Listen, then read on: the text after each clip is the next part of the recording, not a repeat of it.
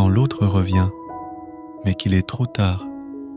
Lors de leur départ, les gens s'attendent à ce que nous les attendions, là patiemment, la larme à l'œil de leur éloignement, et que rien ne changera à leur retour.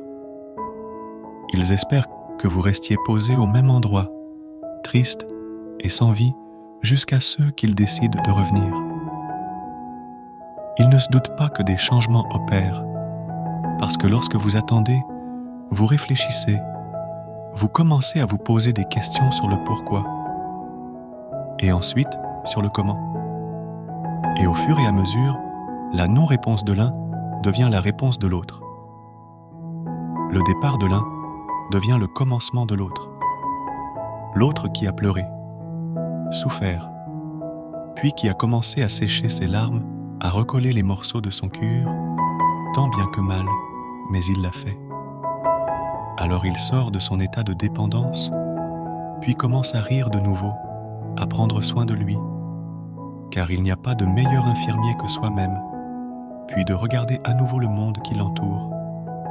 Il sourit, puis se met à plaire, à séduire, et finit par comprendre que l'autre n'était pas la fin, seulement un passage, un croisement de sa vie qui a pris un autre détour.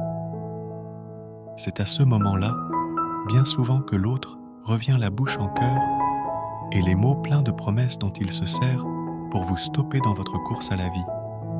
Il ne comprend pas pourquoi vous n'avez pas attendu qu'il daigne vous reprendre, car d'après lui, si vous l'aimiez autant que vous le criez, vous ne deviez pas vous détourner de ce désert qu'il a laissé en partant.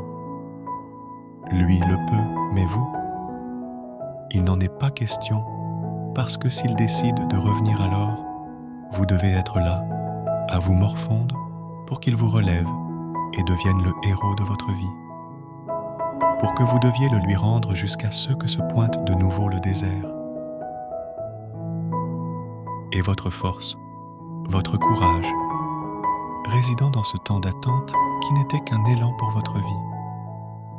Parce que pendant ce temps, là vous avez compris ce qui n'était pas bon chez l'autre, mais aussi ce qui n'était pas bon chez vous.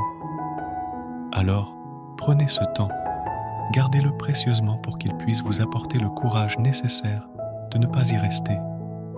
Et faites en votre force pour croire en votre chemin et tout ce qu'il y laissera.